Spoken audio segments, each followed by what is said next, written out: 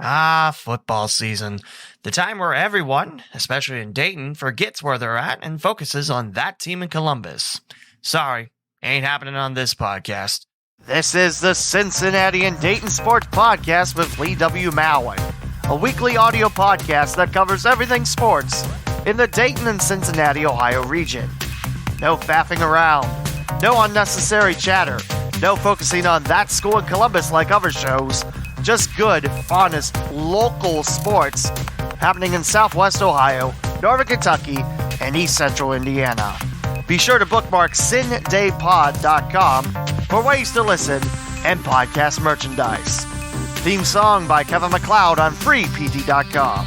Here's your host, Lee W. Mowen. Can you already believe that we're done with a fifth of the high school football season in Ohio? Because we have 2 weeks already in, 10-week regular season, then the playoffs. Already a fifth of the way through. Incredible.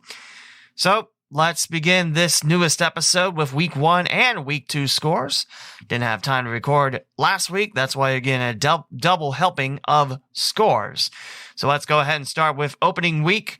And we'll begin with the Thursday games. Yours truly had 2 calls that week. I was at Princeton as the Vikings welcomed in the Anderson Raptors, and Friday I was at Turpin welcoming in the Oak Hills Highlanders, a pair of ECC and GMC battles there. So let's tell you about Week 1. First with the Thursday games, Princeton dispatched Anderson 58-45. That game between the two schools had about 1,200 yards of offense. And that was a joy to call, hopefully a joy to listen and watch. Gamble Montessori 31, New Miami 0. Roger Bacon 24, Taft 20. Paint Valley 35, Blanchester 7. And the Battle of Kettering, and to kick off the 100th year of Fairmont football, it was the Firebirds 16 and the Alternites 7. I believe this is 3, 4, 5 years in a row that Fairmont's knocked off Alter? Been a nice streak for the Birds. With Rose 60, Thurgood Marshall 6, Eaton 32, Greenville 18, Stebbins 55, Northwestern 14, and Lima Shawnee 20, Lima Central Catholic 13. We move on to the Friday games. The one I had, Turpin 28, Oak Hills 14. Carlisle defeated Twin Valley South 20-0. Brookville defeated Tri-County North 49-0. Valley View took down Springfield Shawnee on the road 25-7. In the Battle of Old 25, it's Miamisburg 31, West Carrollton 7. Milton Union shuts out National Trail 51-0. Preble Shawnee 49, Miami East 14. Xenia 34, Beaver Creek 14, the Battle of Greene County. Centerville knocked off Fairfield 38-24, despite the Indians having a 14-0 lead. Moving on to Springfield, a big win for the Wildcats. They knocked off St. Ignatius 24-20.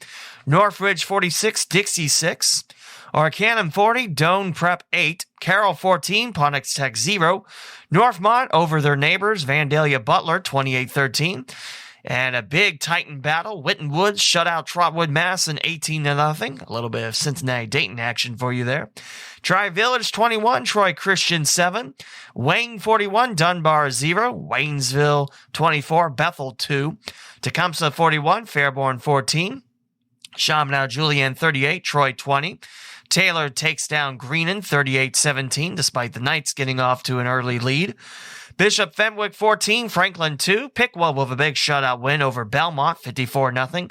Bellbrook edges out Tippecanoe 24-14. Bellefontaine 20, Sydney 14. And one that many Cincinnatians were watching, St. Xavier 31, Lakota West 14. You might remember last year, it was the Division I final. Division I regional final. And the Bombers took that one. And the Bombers easily take this one from the Firebirds. Belderdale 30, North College Hill 28, Marymount 43, Oak Hills 10, Bowler 42, Lakota East 27. LaSalle edges out Coleraine 20-14. And the Battle of Ohio and Kentucky, Elder comes out on top against Covington Catholic 28-6.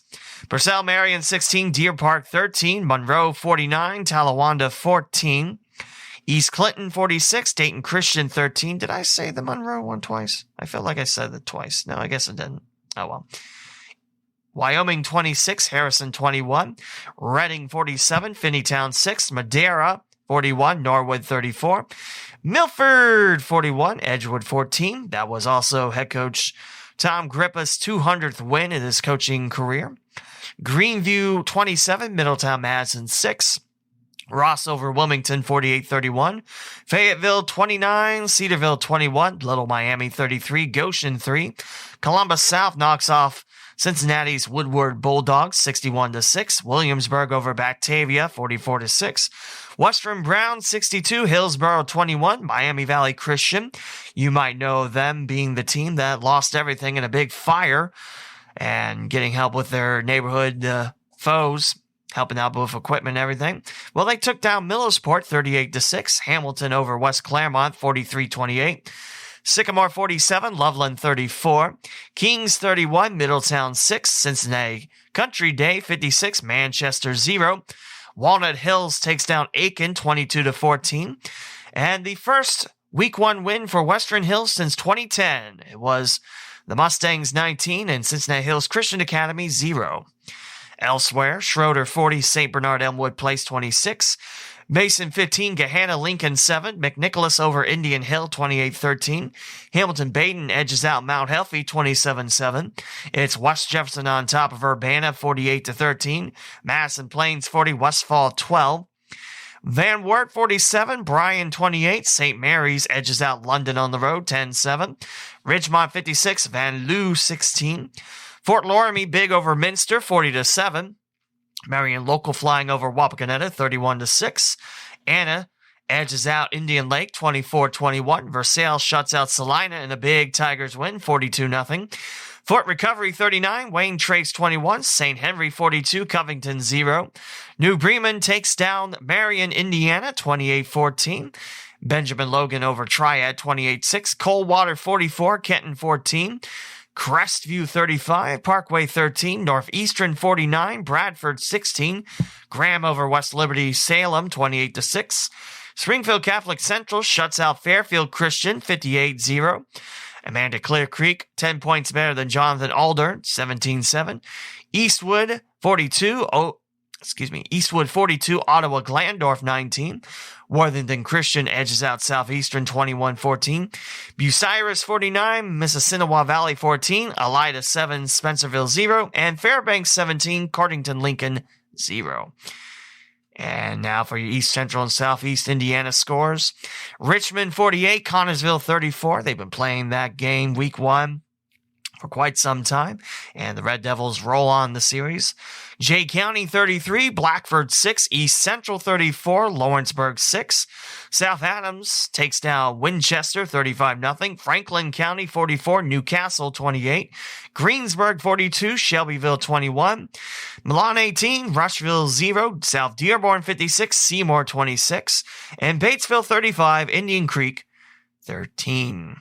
And the Tri-Eastern Conference, yes, Week 1 already has conference games in the books. Hagerstown takes down Knightstown 45-6. Centerville Bulldogs shut out Lincoln 50-0. Northeastern 46, Union County 7. And Tri-41, Union City 14. Didn't get all the Northern Kentucky scores for you. So now we move on to Week 2. If you follow me on Twitter, you might know I didn't tweet this week because, again, very busy. So, sorry about that. So, Week 2 scores are going to be a little bit uneven and probably, scattered about. My sources are tristatefootball.com and pressprosmagazine.com. They run good scoreboards and various other sites if I can't find any of them. And you might have noticed no Columbus scores.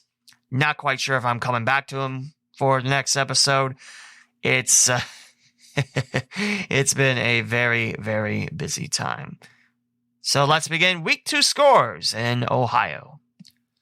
So this sharing of scores is going to be a lot more sloppy because I didn't get it put in my Word document. And you also saw that I didn't tweet. But I will mention that big rainstorms hit Cincinnati, so that knocked out a lot of Friday games, and especially the one I was doing, Princeton at Loveland. It rained so bad you thought you were in the middle of a hurricane.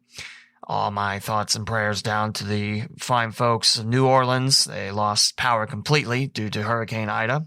Keep those folks in your thoughts and everyone affected by the hurricane, now tropical storm.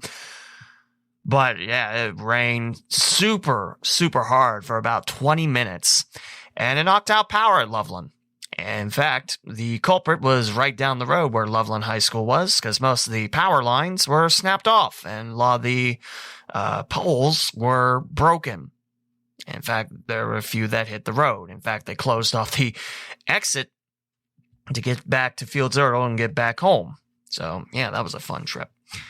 So, my sources are going to be from WLWT, Channel 5 Cincinnati. They have a scoreboard on their webpage, and luckily I was able to pull up all the Friday and Saturday scores there for Cincinnati. My Dayton area scores are coming from PressProsMagazine.com, and I'm going to double-check everything with TriStateFootball.com scoreboard. So let's begin with Cincinnati Friday night. Some games did get finished, and here are those games. Lakota West takes down West Claremont 45-7. Kings 34, hosting Sycamore 12. It was Ryle in Kentucky beating Connor 40-7. Keep in mind with WLWT covering Cincinnati, Northern Kentucky, there's going to be a few mixings of KHSAA scores as well. Sorry. Well, not sorry. I do share Northern Kentucky scores, but it's not going to be uniform Ohio, Indiana, then Kentucky. So I do apologize for the messiness of this. Moeller originally was supposed to host Louisville Trinity, which is going to be another topic once I get done with the scores.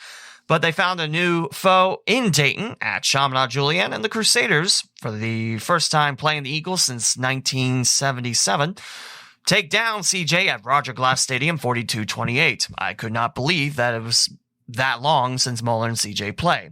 You think about it, they're both in the Greater Catholic League. Yes, Moeller's in the South and Chaminade Julienne now in the co-ed, but still. Pontiac Tech falling at Mount Healthy 41-9. Indian Hill 0-2. They fall at Northwest 34-21. Madeira takes down Cincinnati Hills Christian Academy on the road. It's 31-0 Madeira. Lloyd Memorial wins big at home against Grant County 62-26. Winton Woods comes up short at LaSalle 21-7. St. X 2-0. They fly over Coleraine 42-7 at Coleraine. Western Hills falls at Deer Park 28-8. Schroeder wins at Woodward 28-14. McNicholas at New Richmond. Rockets winners over the Lions 34-14. McNicholas wins. Taft falls at Wyoming 30-6. Elder falls at Pickerington Central 28-10. That's a rematch of last year's D1 state title game. Aiken shut out at Roger Bacon 31-0. In the Battle of Country Days, it's Summit over Cincinnati 29-13. Silver Knights win. Dome Prep shut out at Middletown Christian 16-0. Highlands at Simon Kenton. Highlands wins 53-38. It's Claremont Northeastern defeating Miami Valley Christian 14-0. Fayetteville takes down the Gators of Gamble Montessori 44-13. Withrow shuts out Walnut Hills on the road 20-0. Newport Central Catholic edges out Holmes 12-8. Metcalfe County 53, Bellevue 7, Bishop Russert 21, Newport 7. Washington Falls at Western Brown 46-26. I presume that's Washington Courthouse. Blanchester shut out on the road at North Union 40-0. St. Bernard Elmwood Place falls at Williamsburg 49-14. 6-0 Worthington Christian takes down Dayton Christian. I have to double check that because I thought Dayton Christian was playing someone in Columbus at Worthington Christian. So we'll double check that shortly. Finneytown at Clark Montessori. Finneytown wins at 36-0. Valley View falls at Milton Union 26-22. No longer a league contest, but still a good non-conference tilt and a good test for both the Bulldogs and the Spartans. Turpin defeats Dublin Kaufman on the road 35-7. Ludlow falls at Laughlin 20-13. Bracken County 18, Lewis County 14. Harrison shut out at East Central. That's a big US 50 rivalry. And East Central wins at 42-0. Lawrenceburg 29 at Taylor 12. Adena shut out at Reading 40-0. That's Frankfurt Adena. Coldwater edges out Oak Hills 14-6. Yes, I said Coldwater at Oak Hills, and if you know your high school football, you do realize that Coldwater is Division 6, Oak Hills is Division 1, but it's still a tough task. And Oak Hills hung in pretty well. I can't wait to see Oak Hills in a couple of weeks. Dixie Heights falls at Cooper 19-10. Beechwood winners at Paintsville 49-0. Marymount shuts out Norwood on the road 35-0. Woodford County 34. Campbell County 13. Covington Catholic picks up after the Elder loss last week 42-13 at Belfry. And Switzerland County at Gallatin County was canceled. I believe that's a COVID one. Yes, COVID sneaking back in, and that's definitely made week 2 and week 3 interesting. Now we move on to Saturday's games. A lot of the games in Cincinnati got pushed back, because of the big rainstorm and everything. Some did play on Friday, but mine didn't, so that'll do. Lakota East shuts out Milford 35-0. Franklin takes down Beaver Creek 35-3. I thought that was a Friday night game. I could be wrong. Anderson takes down Clinton Massey at home 29-22. That's another good game. Yes, Anderson D2, Clinton Massey D4, but still great test there. Vaulton Verona wins big at Holy Cross 47-24. And Cincinnati College Prep edged at Purcell Marion 16-14. Cavaliers win. And the last one, Princeton 63, Loveland 21. And it was, 53-6-13? 56-13 at the half. Yeah, this Princeton offense, I can't wait to see them. Hopefully I get to see them week 3. Yeah, Hamilton, they had weeks 2 and 3 called off because of COVID. So now I don't know if I have a game on Friday. Excellent. But there you go. Double checking to make sure. Boys soccer match, Centerville 4, Loveland 0. That's a big win for the Elks. Yes, I know the Elks are very good, but still, that's pretty huge. And double checking, there's nothing on Sunday. Nope. So let's move on. Do want to double check. Hamilton Baden 17, Bellbrook 7. Sorry for the long silences, just making sure that everything, and I hope not to repeat scores, but, it's not a big deal if I do that, is it? Miami Trace 42, Wilmington 28. Landmark Christian 34, New Miami 0. It's weird that wasn't on the Blitz 5-1. Little Miami 38, Talawanda 13. Mount Healthy 41, Ponix Tech 9. I mentioned Lakota. No, I didn't mention Lakota West. That wasn't on there either. Lakota West 45, West Claremont 7, Ross 21, Monroe 14, Kings 34, Sycamore 12. I hope I'm not reading week 1 scores, and no, I'm not. Centerville 15, Mason 14. The Elks are 2-0. Great start. Springboro 20 at Middletown 7. And yes, it was Washington Courthouse. Technically just Washington. And the Western Brown 46-26 win, but you get what I'm saying. I mentioned Turpin, I mentioned Laughlin, I mentioned Reading as a big win. Double checking, make sure that everything's good. And yeah, that's week 2, apparently. I feel like I'm missing like half of Cincinnati. I'm not saying that I'm right on that or not, but I feel like I'm missing half of Cincinnati. And the problem is, normally when I get done with a high school football game, I'll listen to the Tri-State Football post-game show because they go through all the scores and everything. And it's nice to actually have local sports on local radio. Crazy thought. But I digress. Just double checking. Oh, they stopped it at week 2.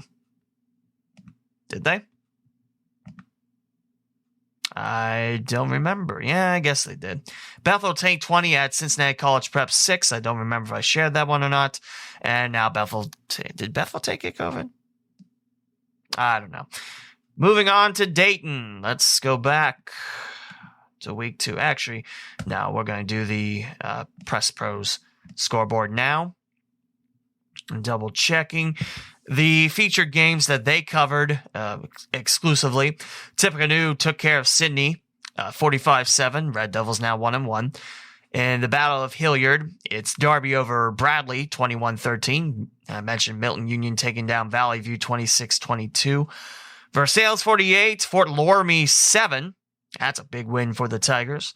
And Fort Fry takes down St. Henry 16-12. Now for the Saturday games, I guess it was Franklin at Beaver Creek, a Saturday game. I didn't realize it was. But the Wildcats took down Beaver Creek 35-3. Riverside over Northeastern 28-18. Indian Lake over Fairbanks 19-14. Westland over Franklin Heights 47-15. Notice Press Pros magazine started to get into the Columbus area. Again, not this week. Maybe next week I'll get back into Columbus scores. It's just a lot to keep track. After losing in week 1, Lima Central Catholic big over Delphos St. John's 44-13. Greenon shuts out Northwestern 20-0. Minster edges out the Columbus Crusaders 27-6. Remember, Columbus Crusaders is not an OHSAA team, so yes, Minster 1-1, but that one win doesn't count in the eyes of the OHSAA in terms of points, playoff points.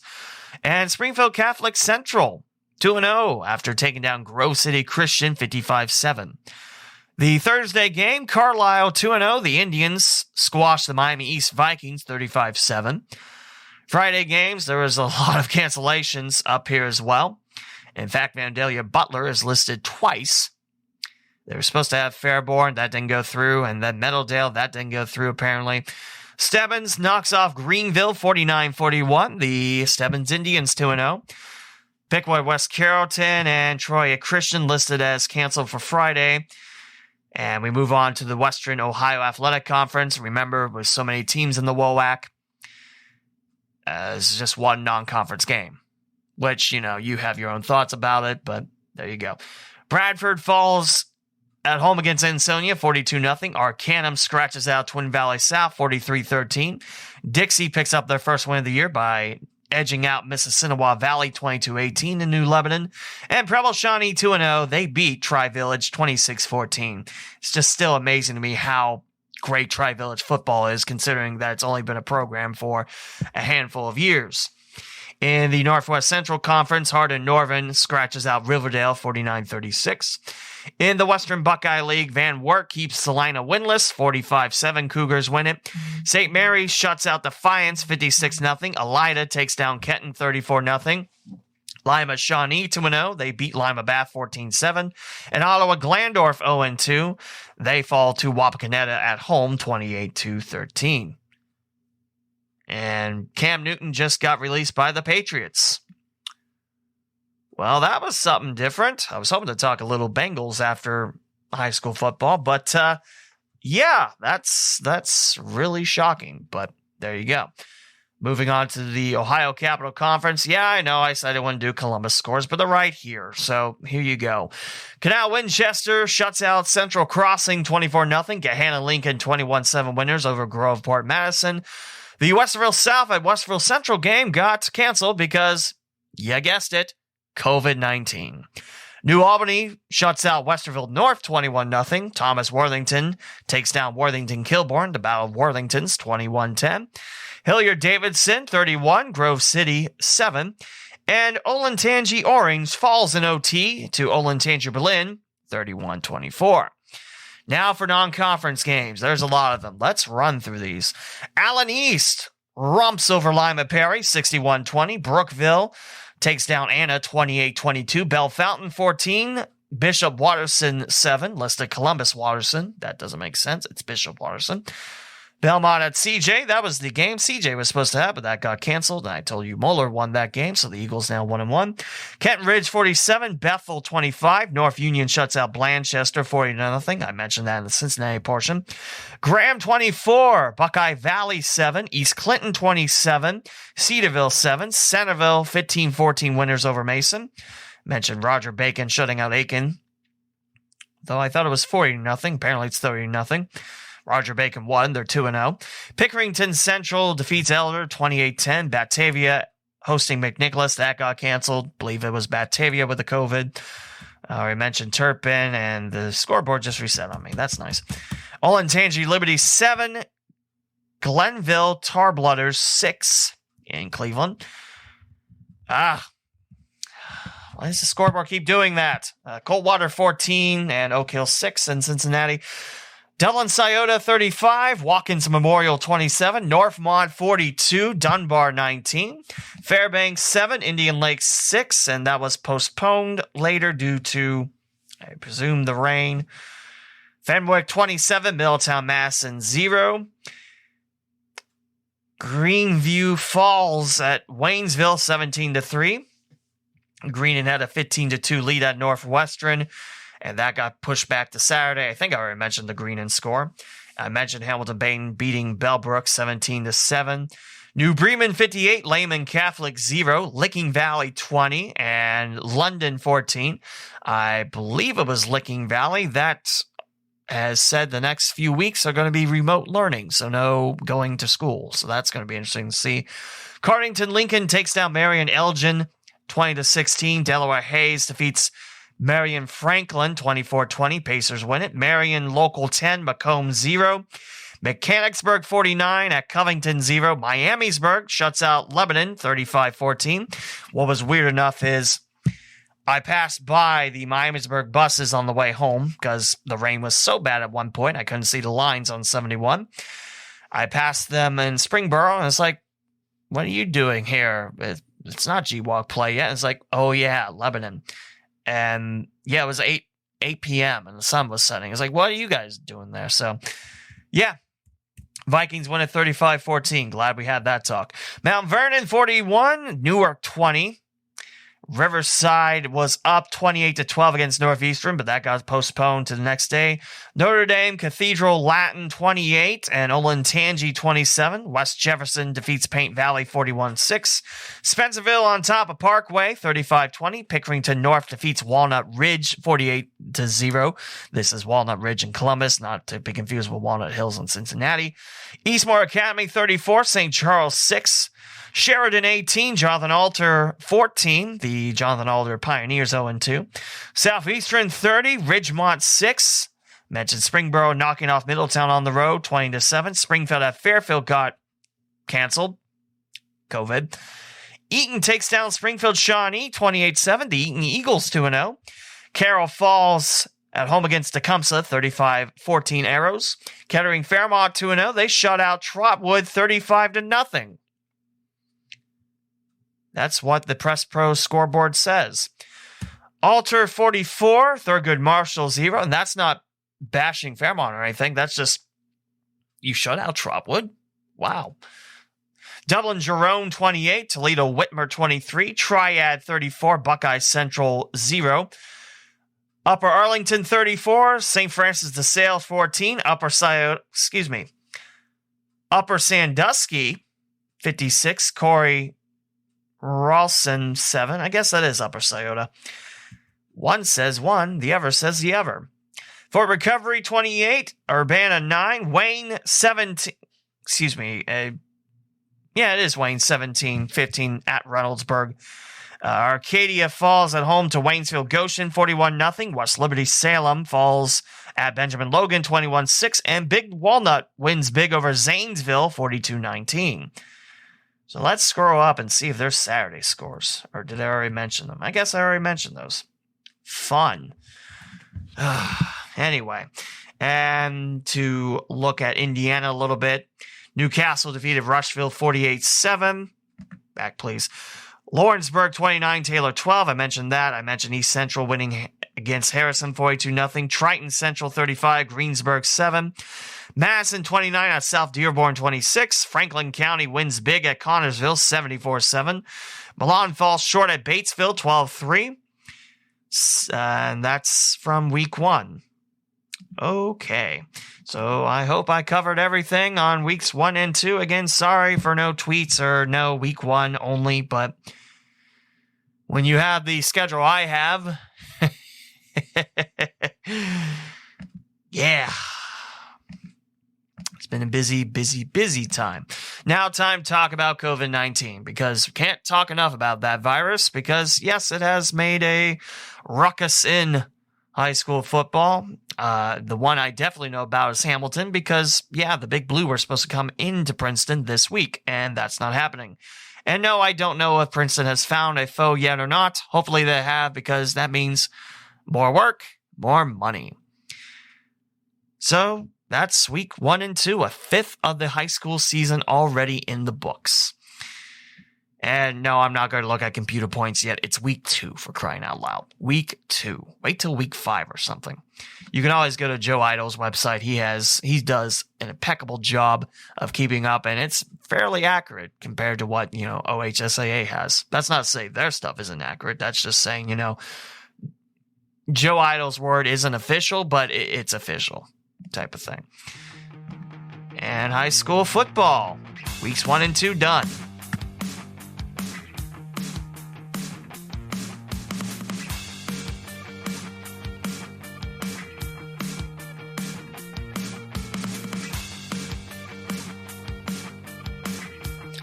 And now for something completely different. Talk a lot about high school football, especially the Southwest Ohio teams with East Central, Southeastern Indiana, and Northern Kentucky covered. This one really takes the cake.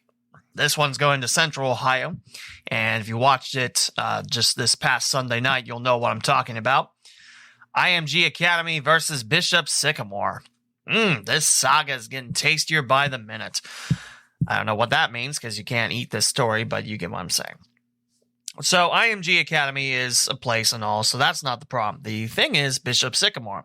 Now, before I continue on, for those that don't know, no, this is not Sycamore High School in Cincinnati. That's a legit high school in the Blue Ash area. Good folks there, and I like Sycamore. This is not the same.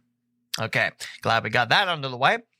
So if you've been a loyal listener to this podcast, you might have heard COF Ironman or Christians of Faith Ironman from time to time, or Christians of Faith Academy or COF Academy. You might have heard it a couple times around 2017, 2018 or so.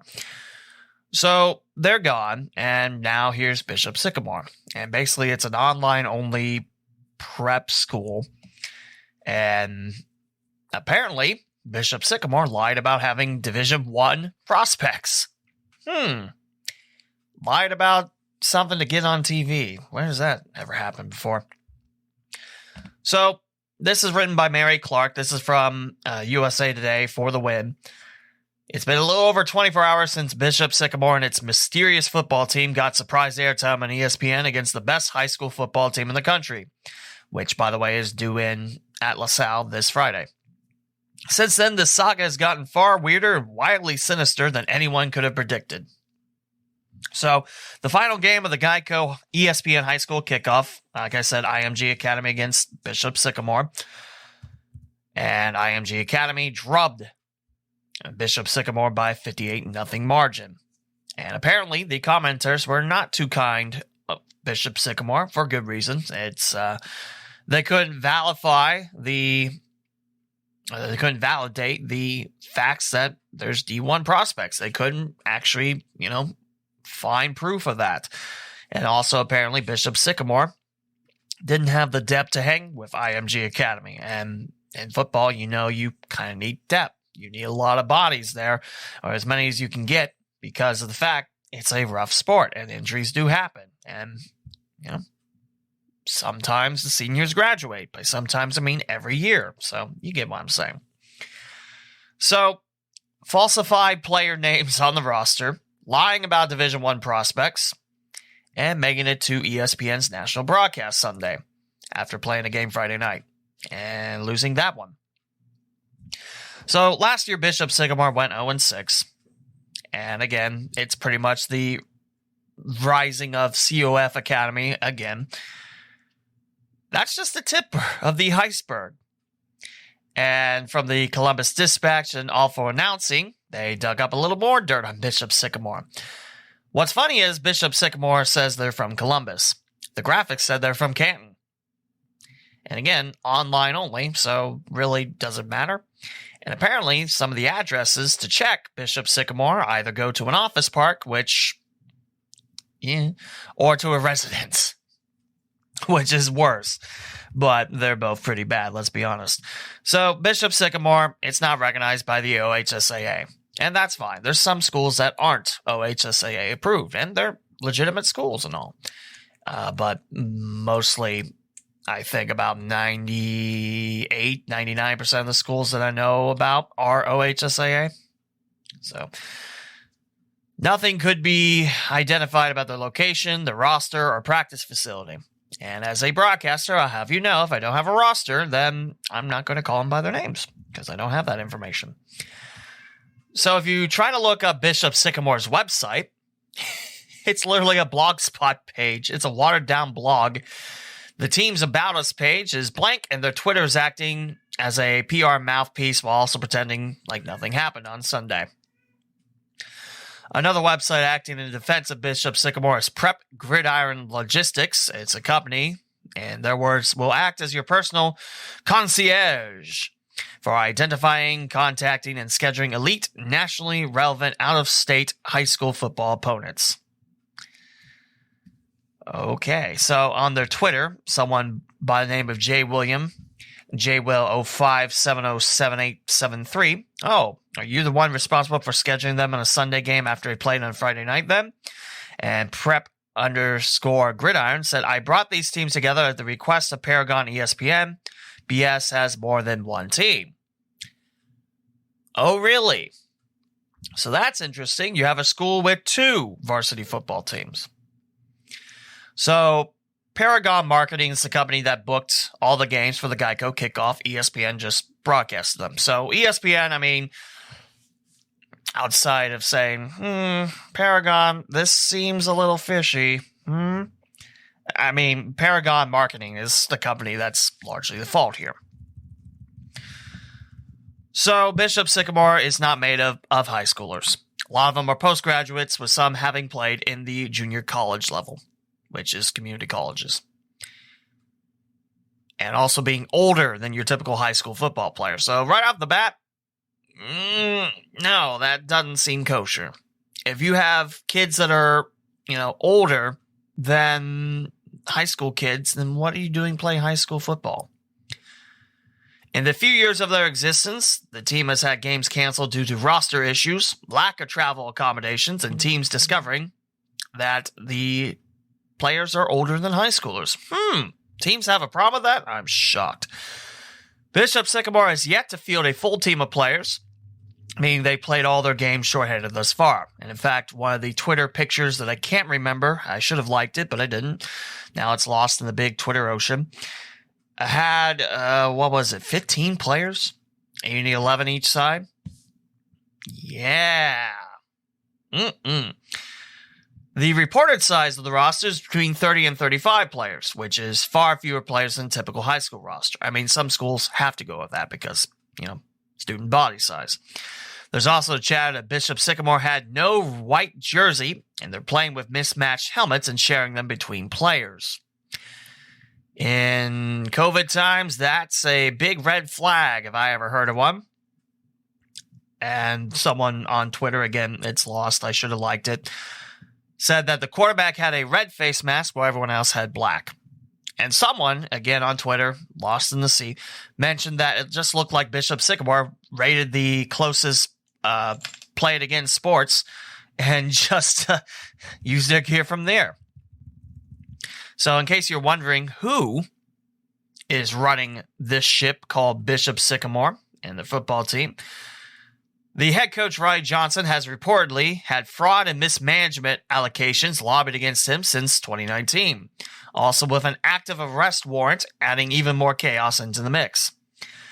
During Sunday's game, Johnson pushed back against a running clock for his team, putting his players at even more risk, even after the starting quarterback was hurt. You know how gutless you have to be to do that? You already have a short team against Img Academy, which is a factory for really good college players. I think 24 are heading to D1 spots after this year. So this is Parker Branton. He tweets, "You said this could be dangerous." A couple snaps later, Bishop Sycamore's best athlete goes down. The coach doesn't approve of running clock. Sad. He needs to answer. Yeah, I agree. That's heartless if I ever heard of anything. And, oh, by the way, going back to playing Friday night and Sunday night, it's not the first time it's happened. Johnson even downplayed the number of players in the game from the Columbus Dispatch, saying that it was about 15 players who had played in both games, when it was in fact more than that. Shocked, I know. So this is from Joe Kinsey EXP on Twitter. The Bishop Sycamore coach Roy Johnson just said on the Twitter chat that 12 to 15 of his guys played in both Friday and Sunday's game against IMG. And playing his center in 2 games over 3 days, Roy Johnson had this to say. Well, I justified that decision as he is 18 years old. We asked him that, hey, are you good to play? Are we having a good thing? Wait a minute, let me reread that. Well, I justified that decision as in he's 18 years old. We asked him, like, hey, are you good to play or are we having a good thing? We asked him.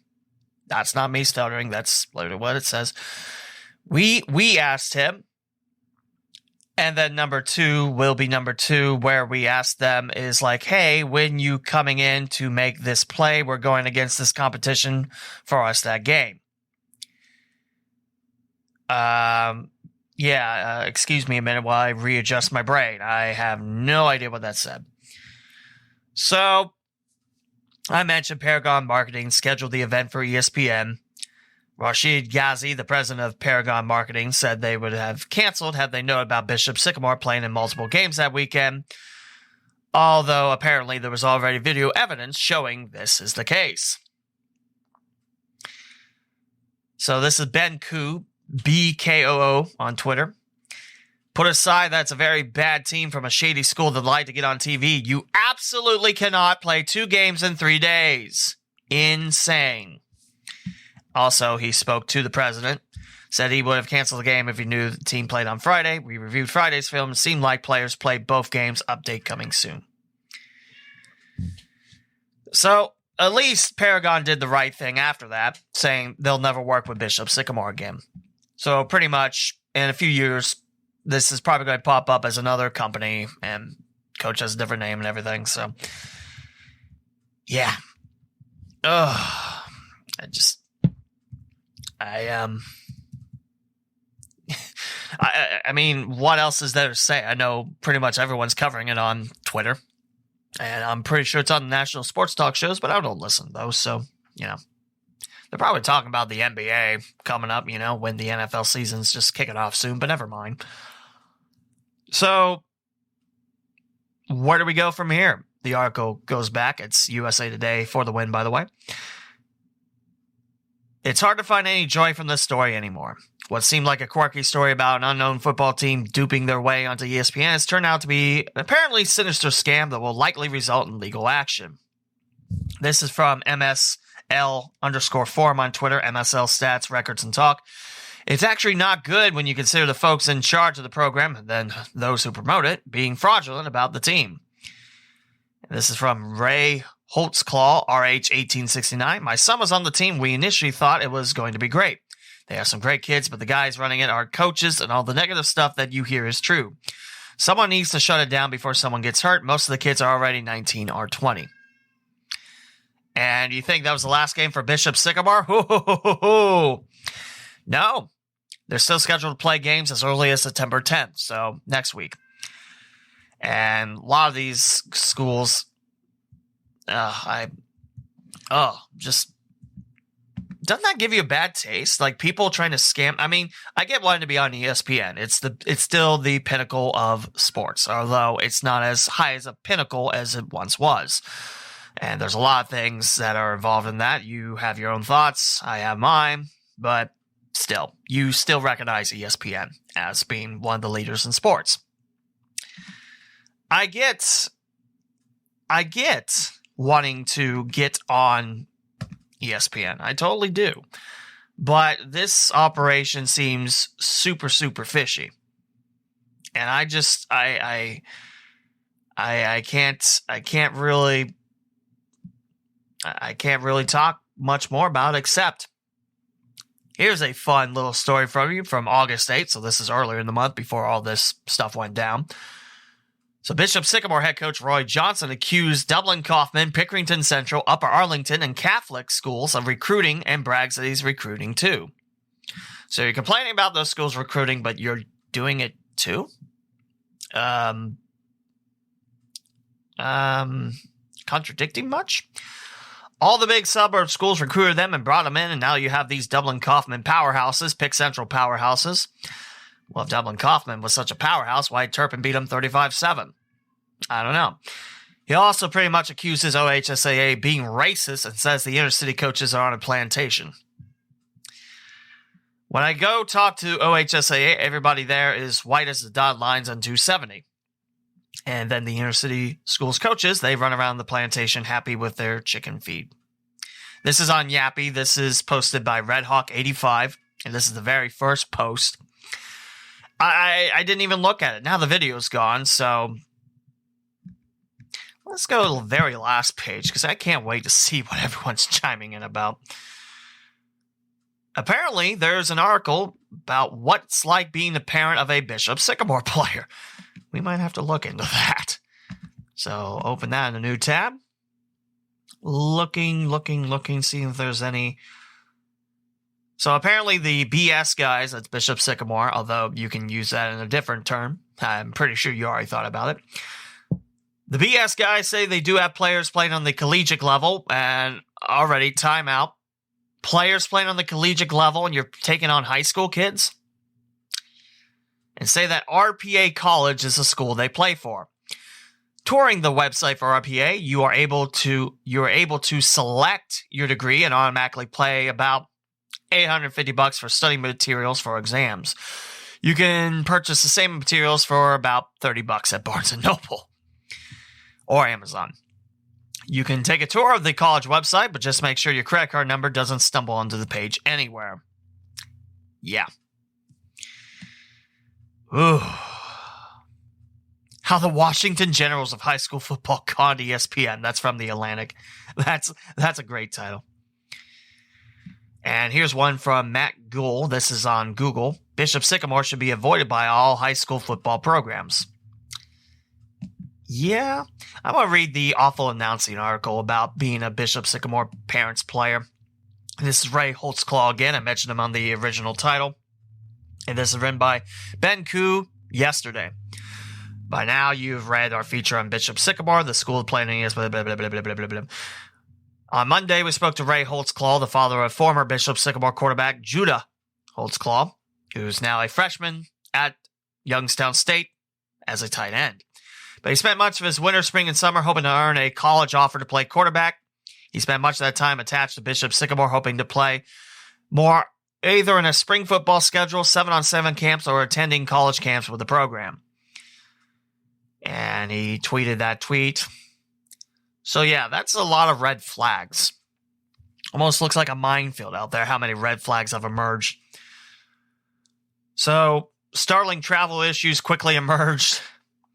Reading the first paragraph, because I don't want to bore you down in the articles. You can go read them yourself. It's just, this is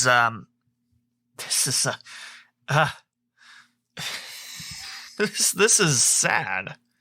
I mean, it's not sad for the people that are scamming. That just irritates me all no end and infuriates me. So what drew Holtzclaw to Bishop Sycamore and how they handle him leaving the program? It's so appealing because, like the IMG game, he was telling me about the line he was going to have for Judah. These are the linemen. They're going to be here. We met a couple of them, but then I never met anyone after that. Like, where's the line at? Where are they going to start practicing? Where are the coaches at? Now, this manufactured. No coaching staff ever appeared. Then he was like, well, do you think your older son would like to coach or your nephew? I'm like, I don't think that's a good idea. He's like, yeah, but they have D1 experience. Like, yes, my older son has D1 experience, but he's not a coach. Big difference. So we decided to part ways and checked in some other prep schools, and we found a prep school that was legit in Georgia. So we were going to go there, but Judah was in camp in Cincinnati, and Youngstown State, and offered him for this year because he already graduated. He was a qualifier, so they offered him a full scholarship, and we ended up taking that for 21. So luckily, it's a story that ends happily. Again, tight end for Youngstown State, his first year. Full ride. That's pretty awesome. So he goes on, talks about the coach saying there's going to be 50 or 60 guys on the roster. They're going to play all the kids that don't normally play against this team that was supposed to be a regular high school. Then all the stars would play against IMG. So it sounds like he's making it out JV and then varsity Sunday night. I saw some of the clips from the game on Friday, and it's like, those are the same guys. There are a lot of guys, even though there's only 20 or so on the roster. There's some kids I've never seen before they picked up, and some kids that were no longer there. That was listed on the roster. Housing situation. Let's see. I know one of them, the mom called me asking how to get a hold of the coaches because they wouldn't respond. Her son had lost a lot of items at the apartment they got kicked out of. He'd come home or something, was going back to his stuff. Didn't get the whole story, but he couldn't get his stuff. It was all gone. They left the apartment. I don't know if they were evicted or left on their own, but there was a reason why they left. I put my money on eviction. So apparently the parent also fed the kids, went out to dinner with them a couple of times after practice. They take them to the all-you-can-eat place, and the kids would just eat and eat and eat and then go back to the hotel apartment.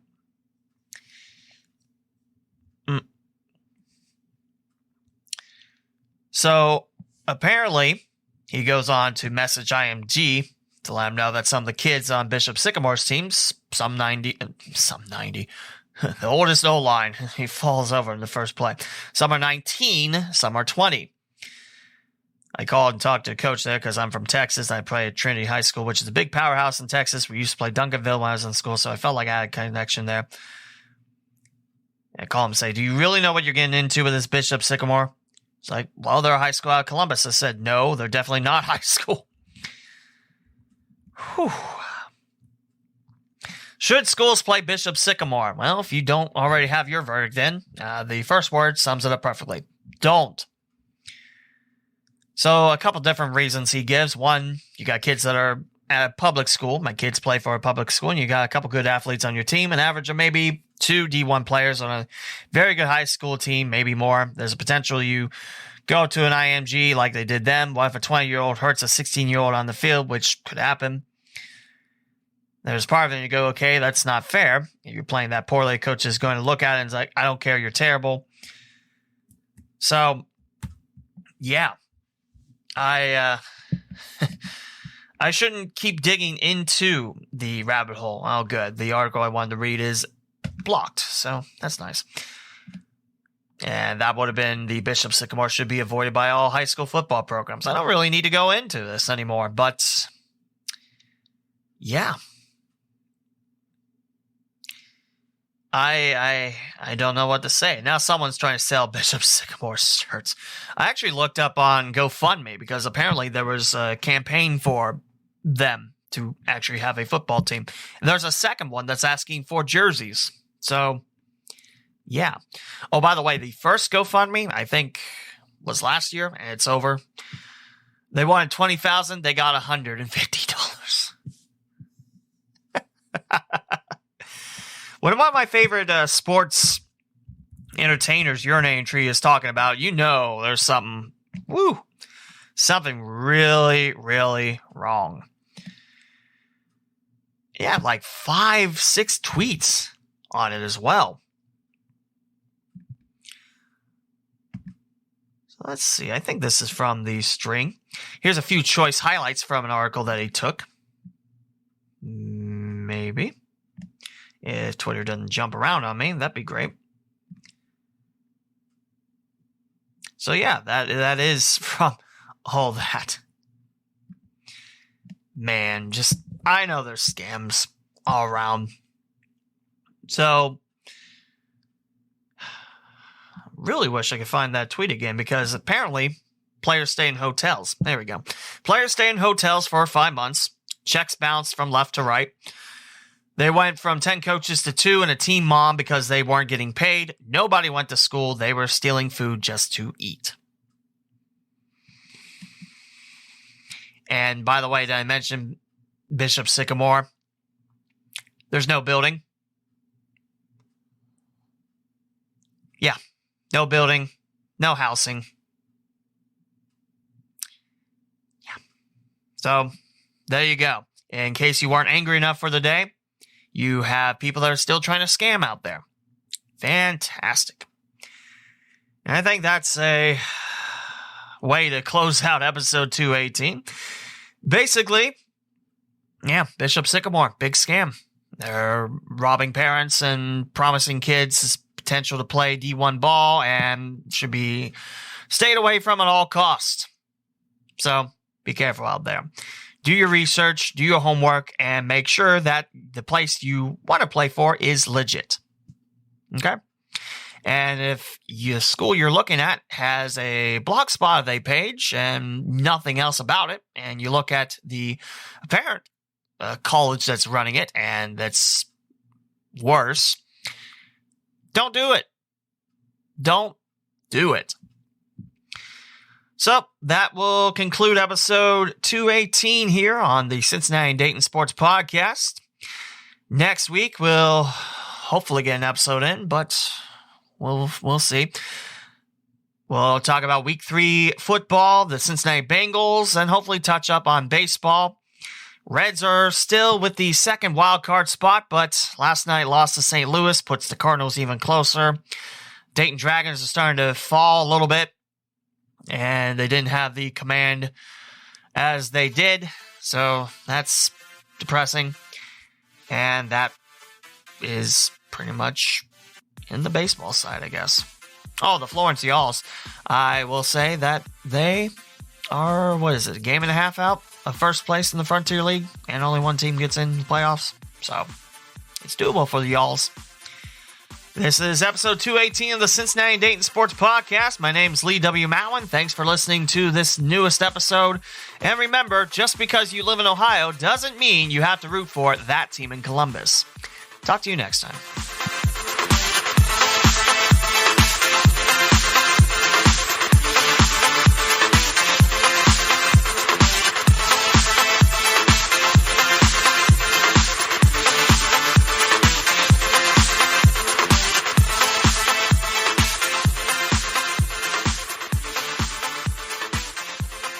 Thank you for listening to this episode of the Cincinnati and Dayton Sports Podcast with Lee W. Mowen.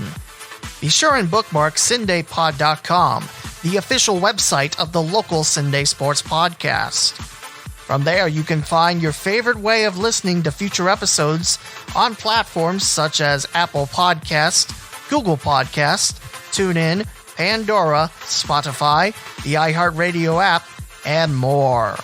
You can also find the Redbubble and TeePublic shops there too, where all podcast merchandise purchases go to help the podcaster. Follow on social media at CindayPod and the Lee W. Mowen on Twitter, Facebook, and Instagram. This closing theme was created with the Splash app. This is Lee W. Mowen saying thank you again for listening, and we'll talk more local Cincinnati and Dayton, Ohio sports next time.